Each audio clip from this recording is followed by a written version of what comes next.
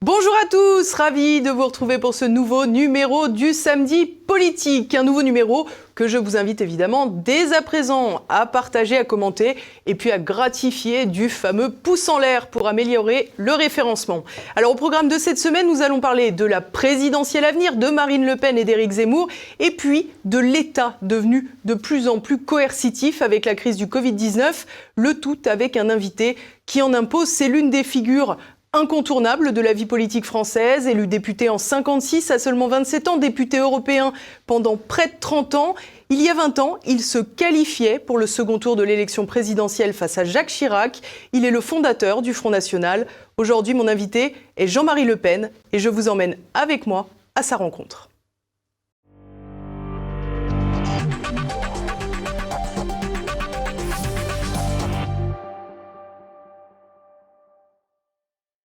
Bonjour Jean-Marie Le Pen. Bonjour. Alors nous sommes dans une période particulière pour la politique française. Dans 6 mois, évidemment, se déroulera l'élection présidentielle. La campagne est déjà bousculée par un hypothétique candidat appelé Éric Zemmour, une personnalité que vous connaissez depuis fort longtemps. En effet. Et Jordan Bardella, le président du Rassemblement national par intérim, pendant que Marine Le Pen est candidate pour la présidentielle, a récemment déclaré que Éric Zemmour de 2021, c'était Jean-Marie Le Pen des années 1990. Comment avez-vous reçu cette phrase ? Est-ce que c'était finalement un hommage ou au contraire une erreur de sa part ? Je l'ai pris je ne sais pas si ça avait l'intention d'être un compliment, mais moi je l'ai reçu comme tel en tout cas. Et en effet, je dois dire que Éric Zemmour, avec beaucoup de cran, beaucoup de courage, assène et ouvre un certain nombre de vérités qu'on n'avait plus beaucoup l'habitude d'entendre et qui sont absolument indispensables si on veut espérer un jour que le pays se redresse de son apathie politique. Vous n'avez jamais mâché vos mots, y compris quand il s'agissait d'évoquer Marine Le Pen, votre fille. Vous avez récemment expliqué que vous considériez qu'elle avait abandonné ses positions fortifiées et que justement, c'était Éric Zemmour qui s'apprêtait à conquérir ce terrain-là, tout en considérant que Marine Le Pen faisait une campagne de second tour. Est-ce que vous trouvez que ces derniers temps, c'est encore le cas ? C'est-à-dire que je pense que Marine a pensé qu'elle pouvait se dispenser de traiter un certain nombre de sujets brûlants qui la qualifieraient d'extrême droite si toutefois ça n'était pas déjà fait. Bon. Mais ce terrain n'est pas resté vide, puisque, de façon inopinée, Éric Zemmour y est entré en fanfare, si j'ose dire. Je ne sais pas si ça sera durable, parce que nous sommes dans le pays où tout nouveau, tout beau, n'est-ce pas ? Donc la nouveauté doit être quotidienne, faute de quoi elle passe inaperçue. Alors, moi je trouve plutôt sympathique de rappeler que nous menons ce combat-là, qui est essentiel et qui va devenir primordial contre l'immigration, depuis 40 ans et plus, enfin depuis toujours. Pourquoi dis-je que ça va durer ? Parce que la déferlante migratoire n'en est, si j'ose dire, qu'à ses débuts, alors que nous sommes déjà largement impactés, comme on dit aujourd'hui. L'explosion de la population mondiale passée en 50 ans de 2 à 8 milliards, et qui est en voie exponentielle. Par conséquent, les troubles vont être gravissimes dans tous les pays du monde. La misère va s'installer partout et ceux qui pourront la fuir essaieront de la fuir en direction de ce que j'appelle ironiquement l'Eldorado de la méduse. Parce que, en effet, il faut savoir que pour la plupart des misérables du monde, la misère en France, c'est la richesse dans ces pays-là. Bon, donc la capacité d'attrait est formidable, et malheureusement, toutes nos écoutilles sont ouvertes. Que ce soit le droit du sol, le regroupement familial, la double nationalité, tout est fait pour faciliter l'entrée des étrangers dans notre pays.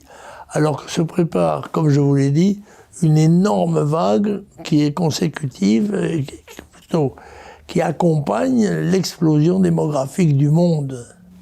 Pour autant, on ne peut pas considérer que Marine Le Pen présente un programme pro-immigration, bien entendu. On sait qu'elle veut également arrêter l'immigration, limiter l'immigration. Est-ce que, par le simple fait qu'Éric Zemmour en parle davantage, et en fasse un sujet crucial, primordial, comme vous venez de nous le dire, sa politique sera forcément plus dure, plus radicale à l'égard de l'immigration? Forcément, puisqu'il y a concurrence sur sa droite, si j'ose dire, pour ne pas dire son extrême droite.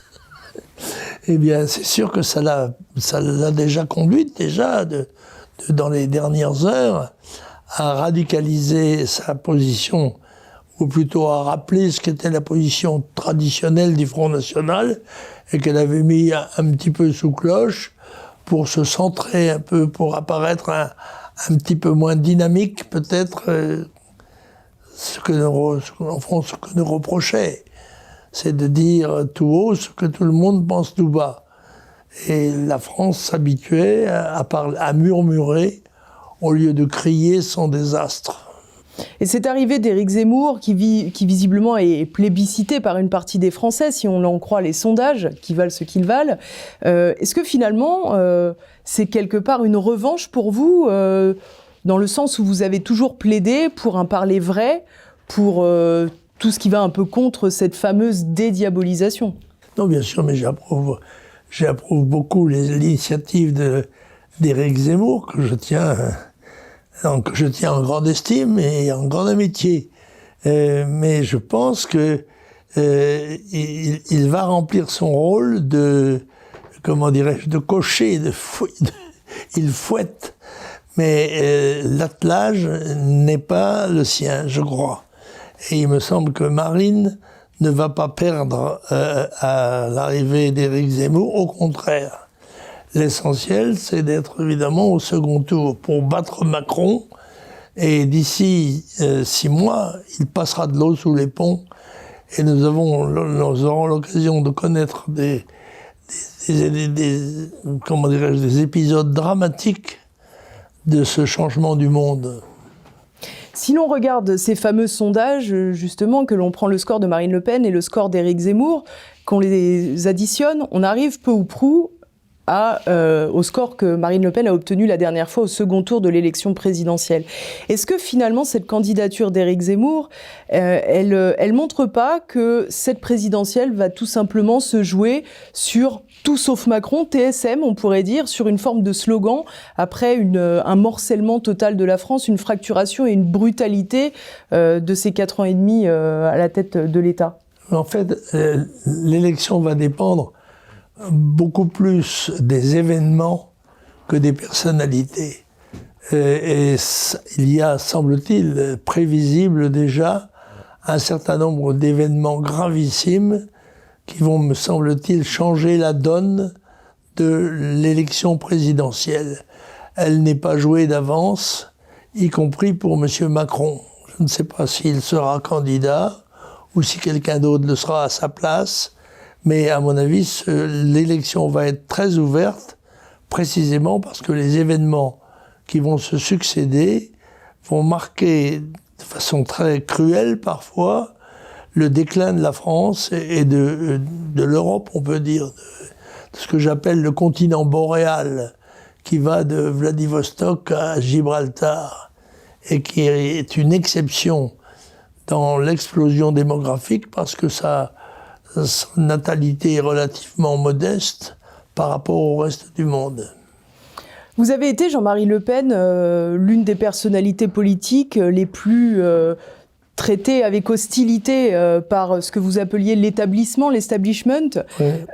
Comment jugez-vous la manière dont Éric Zemmour est perçu et reçu par les journalistes?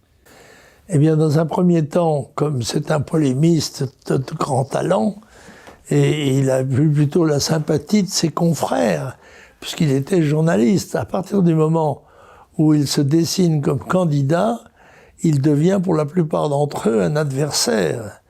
Et je pense qu'il doit s'attendre à recevoir des coups pas toujours au-dessus de la ceinture. Comme ce que l'on a déjà pu voir pour le moment avec Paris Match, effectivement. Oui, mais ça va se développer, si tant est qu'il apparaît comme un candidat possible, c'est-à-dire gagnable. Je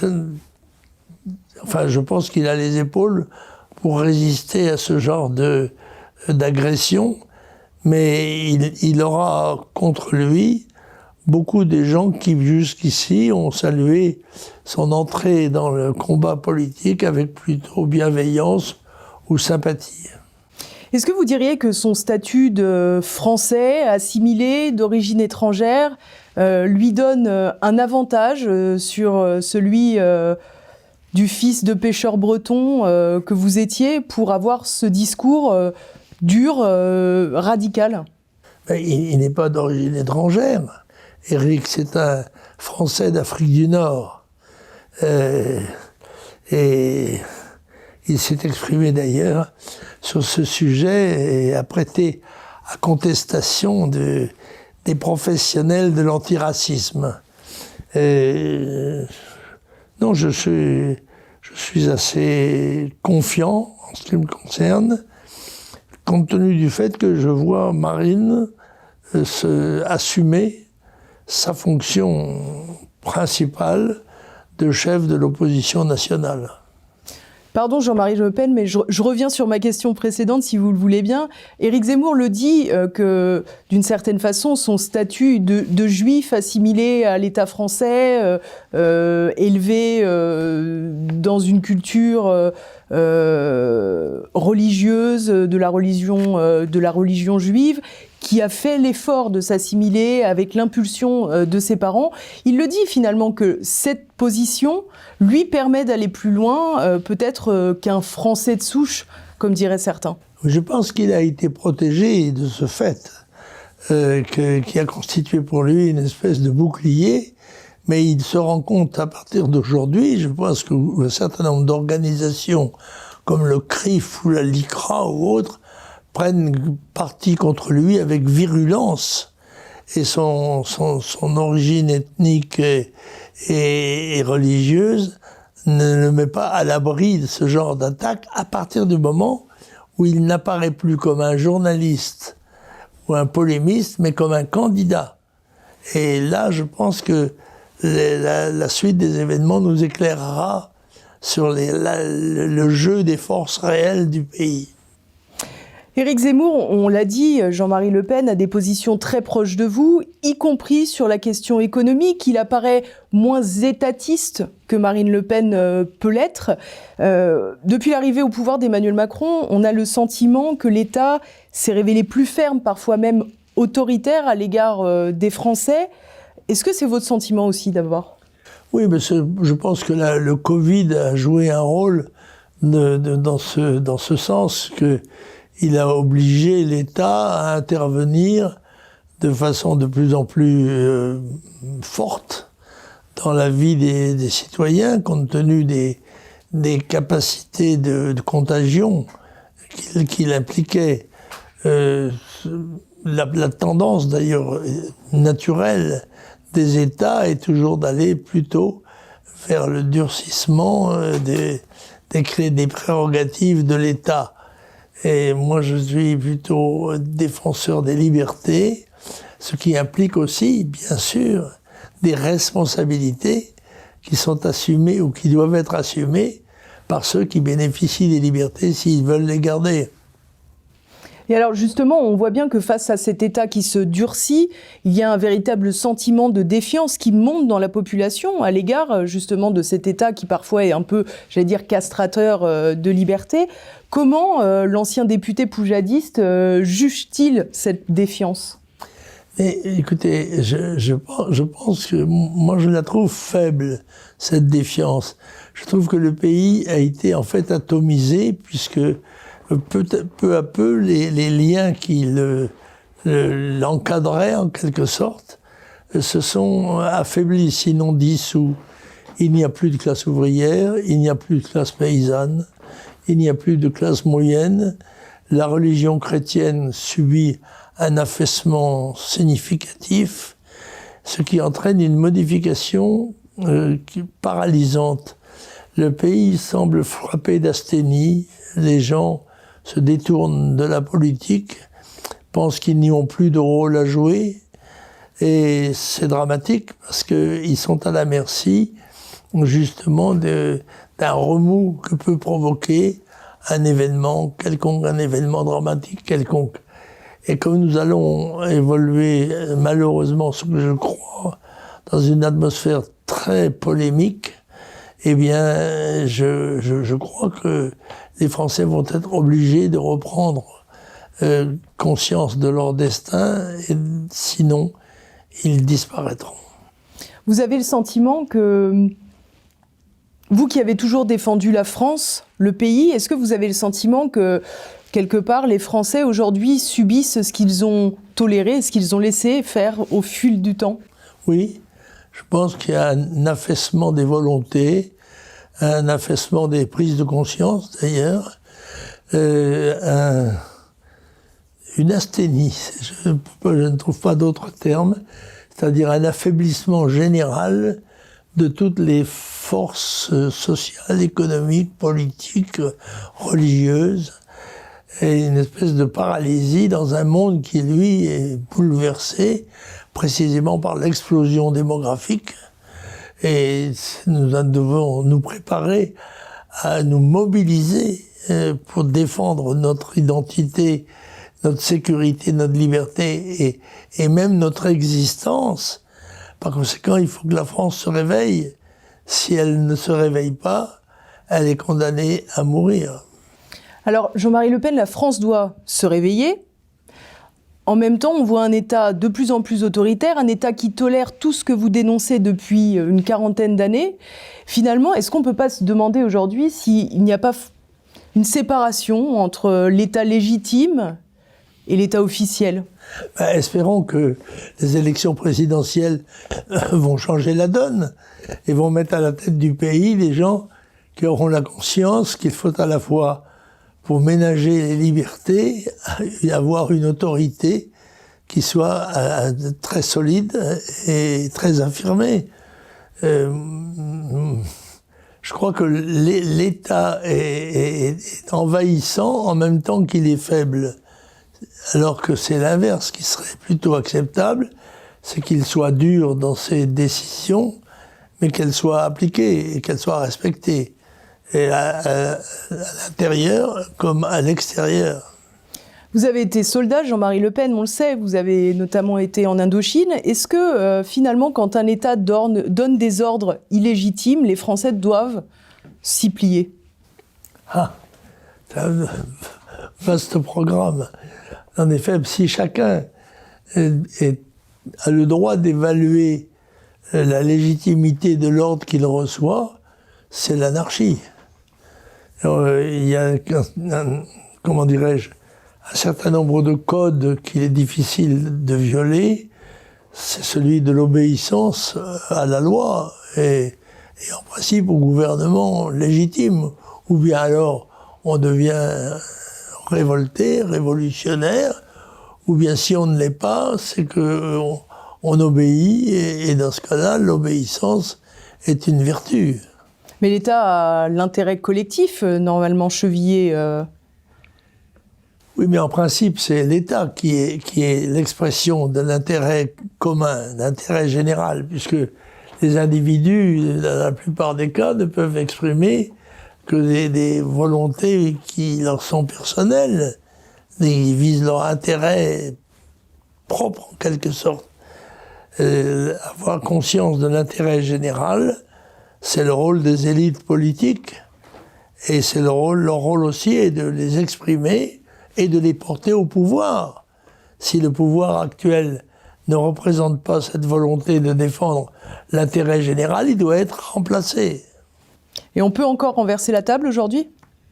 Oui, on peut toujours. Je pense que nous avons la chance d'avoir des institutions démocratiques et la possibilité de s'exprimer, bien qu'elle est très encadrée, bien sûr, par les médias, par les événements, en quelque sorte.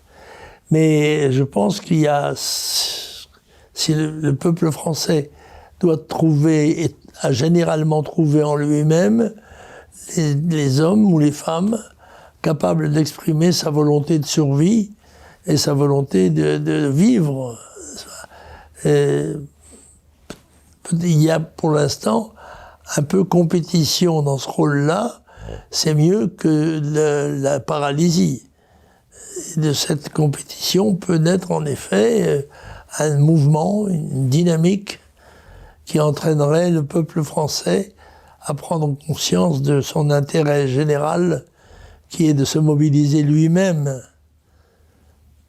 Notis auton, connais-toi toi-même, disaient les Grecs. Pour terminer, Jean-Marie Le Pen, qu'est-ce qui vous rend optimiste ?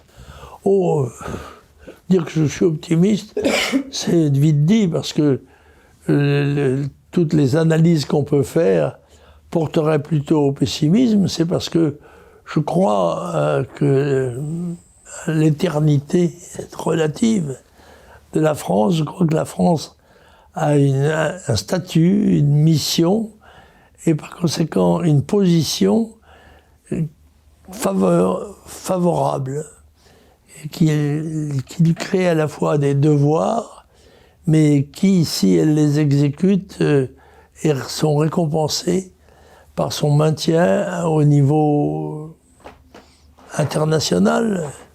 Bien que nous ayons perdu beaucoup de nos atouts, il n'en reste pas moins que la France reste encore, pour l'instant, un grand pays, et nous avons la fierté et la volonté de prolonger cet état et même de le renforcer. Et pour cela, ça ne peut pas se faire sans le peuple français. Il faut que le peuple français comprend que son sort est entre ses mains et qu'il doit, à tous les niveaux, que ce soit au niveau familial, au niveau scolaire, au niveau professionnel, reprendre la hiérarchie des vertus qui sont nécessaires à la survie, c'est-à-dire l'autorité, la loyauté, le courage, l'initiative, enfin tout ce qui a fait, dans le fond, la survie de la France depuis quelques centaines d'années, et pour que ça se prolonge dans le siècle qui vient de s'ouvrir. Merci beaucoup Jean-Marie Le Pen. Oui.